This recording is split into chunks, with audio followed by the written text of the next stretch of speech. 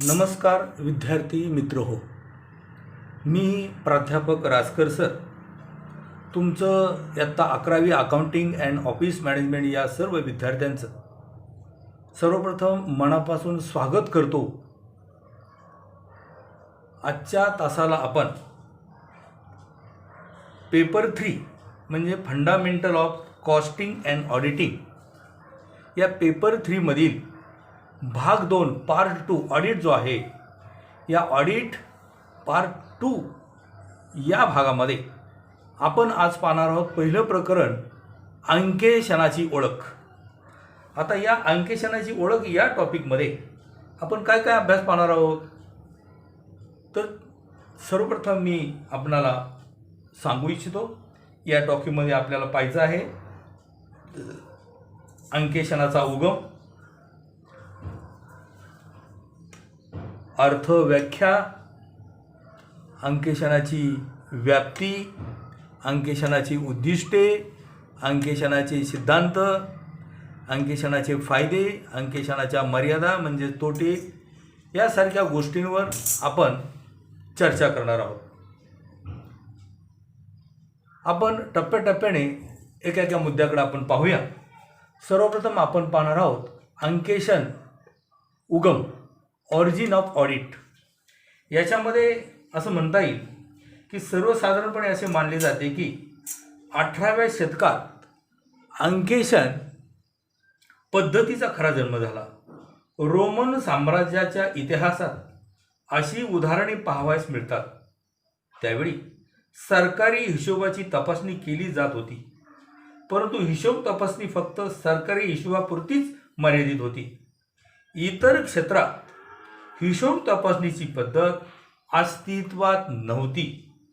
ज्या व्यक्तीकडे हिशोब तपासणीचे काम दिले जात असे त्या व्यक्तीला अंकेशन असे म्हणत असे. अंकेशनाला इंग्रजीत ऑडिट AUDIT असे म्हणतात. ऑडिट या शब्दाची उत्पत्ती लॅटिन भाषेतील ऑडायर या शब्दापासून झाली. ऑडायर याचा अर्थ असा होतो म्हणजे ऐकणे.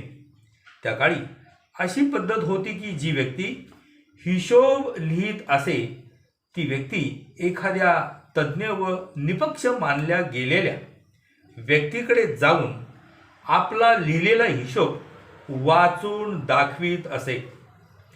ते वाचलेले हिशोब ऐकून तज्ज्ञ व निपक्ष व्यक्ती आपला निर्णय देत असे. साधारणतः न्यायाधीशच तज्ज्ञ, प्रतिष्ठित व निपक्ष समजला जात असे. म्हणून अंकेशकाचे काम त्यावेळी न्यायाधीशच करीत असत असे समजले जात असे. साधारणतः 1494 नंतर विशेषतः जेव्हा इंग्लंडमध्ये औद्योगिक क्रांती झाली तेव्हा खऱ्या अर्थाने ऑडिट या कार्यक्रमाला सुरुवात झाली. औद्योगिक क्रांतीत भांडवल वाढले, व्यापारी संस्था स्थापन झाल्या, व्यापाऱ्यांमध्ये स्पर्धा सुरू झाली. त्याचबरोबर हिशोब लिहिण्यासाठी स्वतंत्र अशा व्यक्ती नेमल्या जाऊ लागल्या. इथेच खऱ्या अर्थाने अंकेशनाला सुरुवात झाली. याचाच परिणाम म्हणून 1880 रोजी इन्स्टिट्यूट ऑफ चार्टर्ड अकाउंटंट या संस्थेची स्थापना झाली. याच संस्थेचे महत्त्वाचे काम म्हणजे हिशोब तपासणीस तयार करणे. याच सुमारास जानेवारी 1923 मध्ये British association of accounts and auditors या नावाची दुसरी संस्था स्थापन झाली. या संस्थेची परीक्षा पास असणारा अंकेशक म्हणून समजला जाऊ लागला. भारतामध्ये अंकेशनाला सुरुवात 1 एप्रिल 1914 रोजी झाली. कारण भारतीय कायद्याप्रमाणे सर्व प्रमंडळाच्या हिशोबांचे अंकेशन आवश्यक मानले गेले. यापूर्वी मात्र हिशोब तपासले गेले पाहिजेत असे बंधन नव्हते. 1918 या वर्षी मुंबई राज्य सरकारने अंकेशकाकरिता गव्हर्नमेंट डिप्लोमा इन अकाउंटन्सी म्हणजे ज्याला आपण GDA असं म्हणतो हा अभ्यासक्रम सुरू केला व जोपर्यंत ही परीक्षा पास केली जात नाही तोपर्यंत कोणतीही व्यक्ती अंकेशक म्हणून समजली जात नाही असे बंधन घातले. 1932 या वर्षी केंद्रीय सरकारने अंकेशन प्रमाणपत्राचे कायदे तयार केले. त्यानुसार रजिस्टर्ड अकाउंटंट ही पदवी देण्याची व्यवस्था त्याचबरोबर भारतीय पुस्तपालन मंडळ म्हणजे इंडियन अकाउंटन्सी बोर्ड या संस्थेची स्थापना करून अंकेशकाच्या परीक्षा नियुक्ती याविषयी सल्ला देणे ही जबाबदारी या मंडळावर सोपवली. पुढे महत्त्वाचं पाहिजे आपल्याला 1949 या वर्षी चार्टर्ड अकाउंटंट कायदा पास झाला. परत एकदा सांगतोय, लक्षात घ्या, अतिशय महत्त्वाचा मुद्दा आहे. तो म्हणजे 1949 या वर्षी चार्टर्ड अकाउंटंट कायदा पास झाला. या कायद्यानुसार अंकेशक कोणाला नेमावे, त्याची शैक्षणिक पात्रता काय असावी इत्यादी नियमांची तरतूद केली गेली. जी व्यक्ती चार्टर्ड अकाउंटंटची परीक्षा म्हणजे CA पास आहे तीच व्यक्ती कायद्याने अधिकृत अंकेशक समजली जाऊ लागली. भारतीय प्रमंडळ कायदा 1956 म्हणजे 1956 नुसार सर्व खाजगी आणि सार्वजनिक प्रमंडळांना आपल्या पुस्तकांचे अंकेशन अधिकृत किंवा मान्यताप्राप्त अंकेशकाकडून करून घेणे कायद्यानुसार बंधनकारक आहे. लेखाकर्माच्या आणि अंकेशनाच्या पद्धती जागतिक स्तरावर सारखेपणा असावा म्हणून 1973 मध्ये म्हणजे 1973 यामध्ये एक आंतरराष्ट्रीय लेखाकर्म मानांकन समिती ज्याला आपण इंग्लिशमध्ये इंटरनॅशनल अकाउंटिंग स्टँडर्ड कमिटी म्हणजेच IASC स्थापन केली गेली. या समितीने लेखाकर्मासाठी निश्चित मानांकने सुद्धा निर्गमित केली आहेत. यानंतर 1977 मध्ये इंटरनॅशनल फेडरेशन ऑफ अकाउंटंट्स स्थापित झाल्यात. जगात एकाच प्रकारचे लेखे तयार केले जावे हा फेडरेशन स्थापण्याचा हेतू होता. अशा पद्धतीनं आपण साधारणतः अंकेशनाचा उगम हा कसा होत गेला आणि उगम काय आहे हे आपण पाहण्याचा प्रयत्न केलेला आहे. विद्यार्थी मित्रो, आपल्याला आता पुढे पाहायचं आहे अंकेशनाचा अर्थ आणि व्याख्या पाहिजे. आता अंकेशनाचा अर्थ आणि व्याख्या या संदर्भामध्ये अनेक विचारवंतांनी अनेक लेखकांनी आपले विचार मांडलेले आहेत. अर्थ अगोदर पाहूया. कोणत्याही व्यवसायाची वास्तविक आर्थिक स्थिती जाणून घेण्यासाठी त्या व्यवसायातील जमा खर्चाचे पुस्तकाचे आणि जमा खर्चाशी संबंधित आर्थिक व्यवहारांचे शास्त्रीय पद्धतीने सूक्ष्म परीक्षण करण्याच्या क्रियेला अंकेशन असे म्हणतात. प्रत्येक लक्षात घ्या, अंकेशनाचा अर्थ काय आहे तो. अंकेशन म्हणजे काय अर्थ बघा.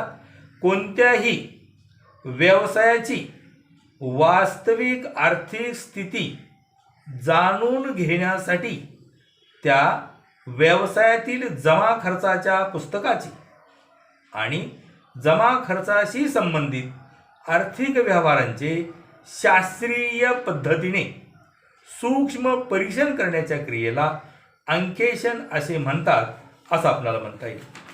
आपल्याला आणखी पुढे असं म्हणता येईल, हिशोब तपासण्याचे काम ज्यांनी हिशोब लिहिलेले आहेत, ज्यांच्यावर सोपून चालणार नाही, त्यांच्यावर सोपून चालणार नाही, त्यासाठी जमा खर्चाचे संपूर्ण ज्ञान असलेल्या व हिशोब लिहिण्याच्या कार्याशी कोणत्याही प्रकारे संबंध नसलेल्या व्यक्तींनाच हिशोब तपासण्याचे महत्त्वपूर्ण काम सोपवले पाहिजे. दुसऱ्यांनी लिहिलेले हिशोब तपासून देऊन ते बरोबर आहेत असे प्रमाणपत्र देणाऱ्या व्यक्तीला अंकेशक असे म्हणतात. हिशोब तपासण्याचे काम करणाऱ्या संस्था देखील आढळून येतात. सामान्यतः चार्टर्ड अकाउंटंट म्हणजे CA म्हणतो, हिशोब तपासण्याचे कार्य करत असतात. म्हणजे अशा पद्धतीने आपण अर्थ समजून घेण्याचा प्रयत्न केलेला आहे. अंकेशन या शब्दाचा अर्थ कसा आहे हे आपण समजून घेण्याचा प्रयत्न केलेला आहे. आपल्याला पुढे पाहिजे अंकेशनाची व्याख्या पाहिजे. आता या व्याख्येच्या संदर्भामध्ये अनेक विचारवंतांनी, अनेक लेखकांनी आपली मतं मांडण्याचा प्रयत्न केलेला आहे. त्यांच्यामध्ये प्रामुख्याने पहिला लेखक आहे श्री लँकस्टर, दुसरा आहे श्री स्पायसर व सेगलर, तिसरा आहे प्राध्यापक सँडिल्य, चौथा श्री चंदा. असे विविध तज्ज्ञांनी, विचारवंतांनी अंकेशनासंदर्भामध्ये आपले विचार व्याख्येच्या रूपात मांडण्याचा प्रयत्न केलेला आहे. आपण प्रातिनिधिक स्वरूपामध्ये त्यापैकी श्री लँकस्टर हे काय म्हणतात बघूया. श्री लँकस्टर म्हणतात, स्थिती विवरणाची अचूकता सिद्ध करण्यासाठी व्यवसायातील लेखे, प्रलेखे व प्रमाणके यांचे परीक्षण, प्रमाणन व सत्यापन करण्यासाठी जे काही कार्य करण्यात येते त्याला अंकेशन असे म्हणतात, असा श्री लँकस्टर असं म्हणतोय.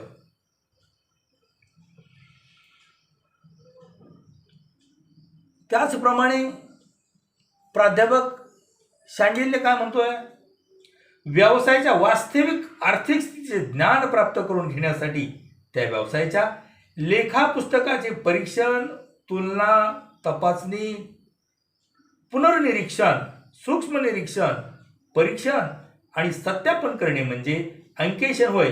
अशा पद्धतीनं या सँडिल्य नावाच्या प्राध्यापकानं, विचारवंतानं आपले मत व्यक्त केलेले असं आपल्या लक्षामध्ये येत आहे.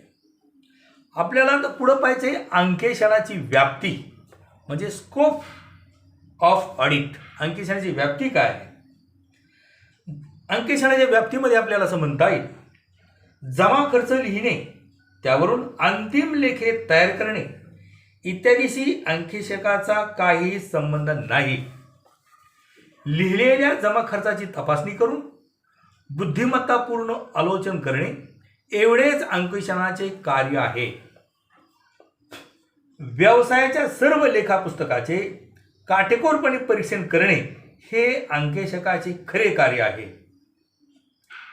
जेथे लेखाकर्माचे कार्य पूर्ण होते तेथे अंकेशकाचे काम सुरू होते, परंतु कोणत्या नेमक्या बिंदूपासून अंकेशनाचे कार्य सुरू होते हे सांगणे कठीण आहे.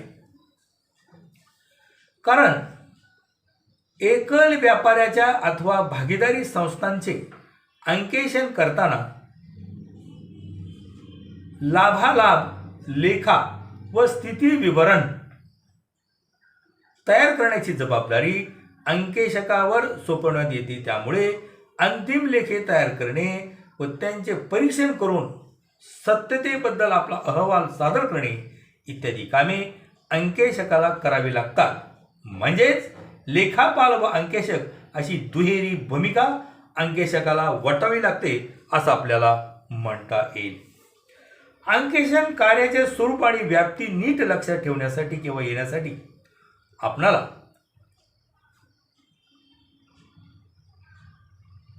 पुस्तपालन, लेखाकर्म आणि अंकेशन या गोष्टी समजून घेणं किंवा या संकल्पना समजून घेणं महत्त्वाचं आहे. त्याच्यामध्ये आपण प्रथमतः पाहू पुस्तपालन. त्याला आपण इंग्लिशमध्ये बुक किपिंग असं म्हणतो. म्हणजे यामध्ये आपल्याला असं म्हणता येईल, कोणत्याही व्यवसायातील दैनंदिन आर्थिक व्यवहार योग्य अशा लेखा पुस्तकात शास्त्रीय पद्धतीनं व काटेकोरपणे नोंदवून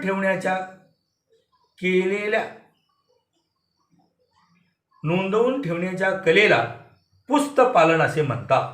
परत एकदा ऐका, कोणत्याही व्यवसायातील दैनंदिन आर्थिक व्यवहार योग्य अशा लेखा पुस्तकात शास्त्रीय पद्धतीनं व काटेकोरपणे नोंदवून ठेवण्याच्या कलेला पुस्तपालन असे म्हणतात असं आपल्याला म्हणता येईल. व्यावसायिक व्यवहार पुस्तसंचामध्ये नोंदवून ठेवण्याची पुस्तपालन ही एक कला आहे. जसं आपण इंग्लिशमध्ये म्हणतो, book keeping is an art of recording business transaction in set of books. म्हणजे व्यावसायिक व्यवहार पुस्तसंचामध्ये नोंदवून ठेवण्याची पुस्तपालन ही एक कला आहे असं आपल्याला सांगता येईल. आपल्याला पुढे पाहिजे लेखाकर्म, त्याला आपण अकाउंटिंग असं म्हणतो. यामध्ये असं म्हणता येईल, जमा खर्चाच्या पुस्तकात उपलब्ध असलेल्या माहितीचा उपयोग करून व्यवसायास निरनिराळी माहिती देणारी आर्थिक विवरणे तयार करण्याच्या क्रियेस लेखाकर्म असे म्हणतात. मुख्यतः 23 पत्रक, ज्याला आपण इंग्लिशमध्ये ट्रायल बॅलन्स असं म्हणतो, 23 पत्रक तयार करणं, समायोजन खाते तयार करणं, व्यापारी खातं तयार करणं, नफा तोटा खाते आणि ताळेबंद तयार करणं इत्यादी कार्याचा लेखाकर्मात समावेश होतो. म्हणून असे म्हटले जाते की जेथे पुस्तकपालनाचा शेवट होतो तेथूनच लेखाकर्माचे कार्य सुरू होते. परत एकदा ऐका, जेथे पुस्तकपालनाचा शेवट होतो तेथूनच लेखाकर्माचे कार्य सुरू होते. Accountancy begins where book keeping ends. पुढे आपण पाहूया अंकेशन, ऑडिटिंग. लेखापालाने तयार केलेल्या लेखाच्या शुद्धतेचे प्रमाणके, प्रपत्रे, सूचना आणि स्पष्टीकरणाच्या आधारे केलेले बुद्धिमत्तापूर्ण आणि टीकात्मक परीक्षण म्हणजे अंकेशन होय. म्हणजे जेथे लेखाकर्म संपते तेथूनच अंकेशनाला सुरुवात होते असं आपल्याला म्हणता येईल. जमा खर्च लिहिणं, त्यावर अंतिम लेख तयार करणं इत्यादीशी अंकेशकाचा काही संबंध नाही. लिहिलेल्या जमा खर्चाची तपासणी करून बुद्धिमत्तापूर्ण आलोचन करणे एवढेच अंकेशनाचे कार्य आहे, हे लक्षात घ्या. आपल्याला पुढे पाहिजे अंकेशनाची उद्दिष्टे, ऑब्जेक्टिव्ह. आता ही उद्दिष्टे जी आहेत, ही उद्दिष्टे साधारणतः पुढील प्रमाणे आहेत. काय उद्दिष्टे सांगता येतील आपल्याला? त्यामध्ये असं म्हणता येईल, नंबर 1, व्यवसायाशी संबंधित असणारे सर्व आर्थिक व्यवहार जमा खर्चाच्या पुस्तकात योग्य प्रकारे नोंदवले पाहिजेत किंवा नोंदवले नसतील तर त्याची खात्री करून घेणे, त्याची सत्यता पडताळणे. दुसरं उद्दिष्ट, हिशोबाच्या सत्यतेचे ज्ञान करून घेणे. तिसरं, लेखा पुस्तके नियमानुसार असल्याची खात्री करणे. 4, हिशोबातील चुका शोधणे. 5, लबाडी किंवा अफरातफरी शोधून उघडकीस आणणे. 6वं उद्दिष्ट, अंतिम लेखाची विश्वसनीयरित्या माहिती करून घेणे. 7वं उद्दिष्ट, कर्मचाऱ्यांवर नैतिक प्रभाव टाकणे. नंबर 8, स्थिती विवरणात दर्शवलेल्या संपत्ती, देयता आणि त्यांच्या अस्तित्वाचे सत्यापन करून घेणे व मूल्यांकन योग्य पद्धतीने झाले आहे याबद्दल खात्री करून घेणे. 9, भविष्यकालीन आर्थिक धोरण ठरविणे. 10वं उद्दिष्ट, आयकर व विक्री कर, ज्याला आपण income tax and sales tax असं संबोधतो, या संदर्भात निश्चिती करण्यास सहाय्य करणं. आणि शेवटी 11, लेखे लिहिताना कायद्यातील तरतुदीचे पालन केल्याची खात्री करणे. अशा पद्धतीनं आपण अंकेशनाची जी उद्दिष्टे आहेत, ही उद्दिष्टे साधारणपणे 11 पॉईंटमध्ये पाहण्याचा प्रयत्न केलेला आहे. आपल्याला पुढे पाहायचं आहे अंकेशनाचे सिद्धांत, प्रिन्सिपल्स ऑफ ऑडिटिंग. अंकेशनाचे कार्य करण्यासाठी जे तात्विक अथवा वैधानिक नियम तयार करण्यात येतात त्यांना अंकेशनाचे सिद्धांत असे म्हणतात. लेखा पुस्तकाच्या प्रमाणाचे नियम, संपत्ती देयतांच्या संज्ञापनाचे आणि मूल्यांकनाचे नियम, संचितीच्या निर्मितीचे आणि तिच्या उपयोगाचे नियम इत्यादी सर्व नियमांचा समावेश अंकेशन सिद्धांतात येतो. या सर्व नियमांचा सखोल अभ्यास करून ते पूर्णपणे समजावून घेतल्यावरच अंकेशक आपले कार्य उत्तम रीतीने करू शकतात. हे नियम अंकेशन विज्ञानाच्या आधारे असतात. अंकेशकाचे सिद्धांत सामान्यतः स्थिर असतात. काल, परिस्थिती व देश जरी बदलला तरी या मूलभूत सिद्धांतात फरक पडत नाही. अंकेशनाच्या सिद्धांताची अंमलबजावणी करण्यासाठी अंकेशक ज्या पद्धतीचा अवलंब करतो त्यांना अंकेशनाचे तंत्र असे म्हणतात.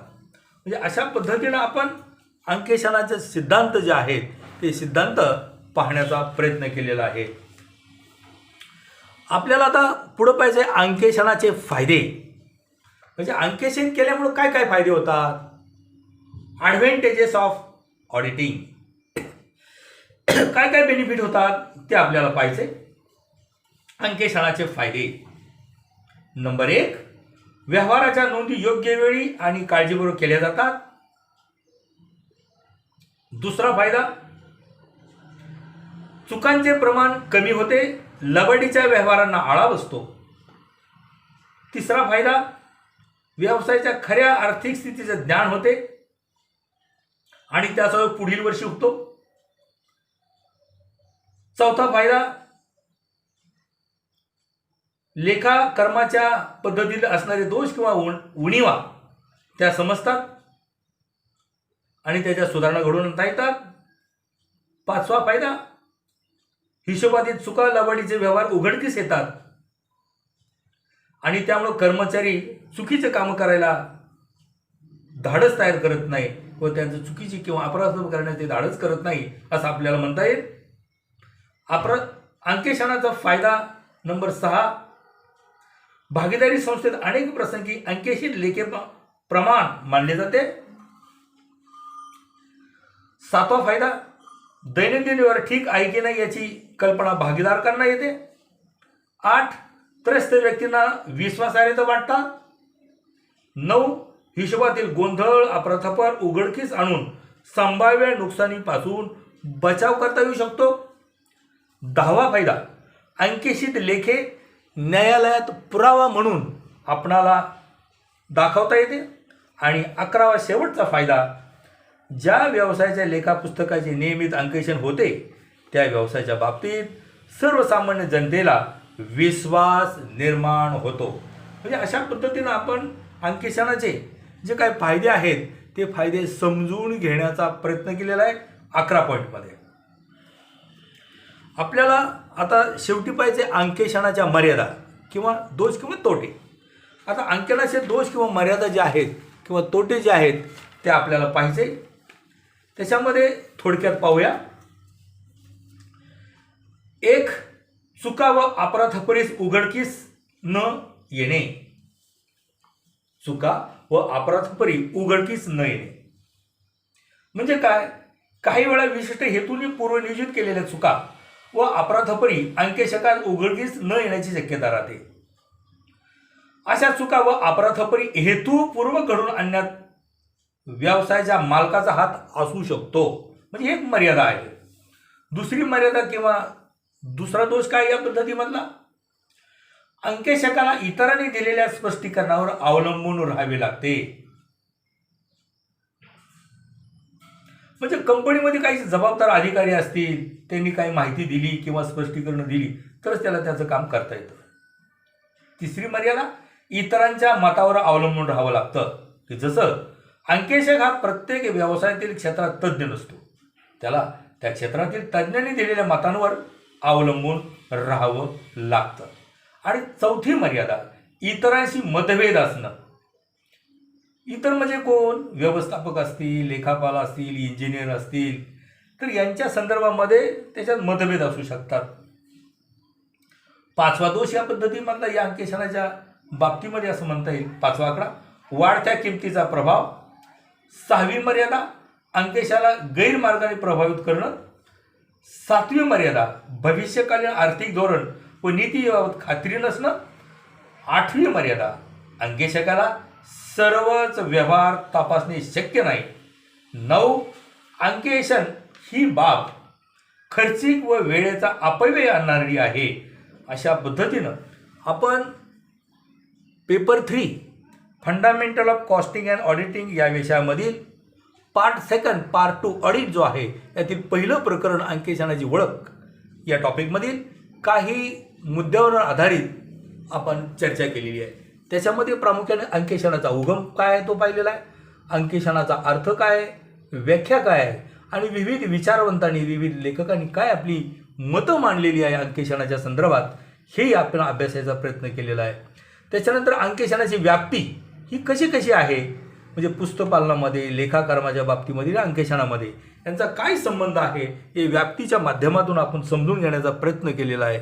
पुढे आपण पाहिलेलं अंकेशनाचे उद्दिष्ट काय आहेत, ऑब्जेक्टिव्ह ऑफ ऑडिट हे आपण पाहिलेलं आहे.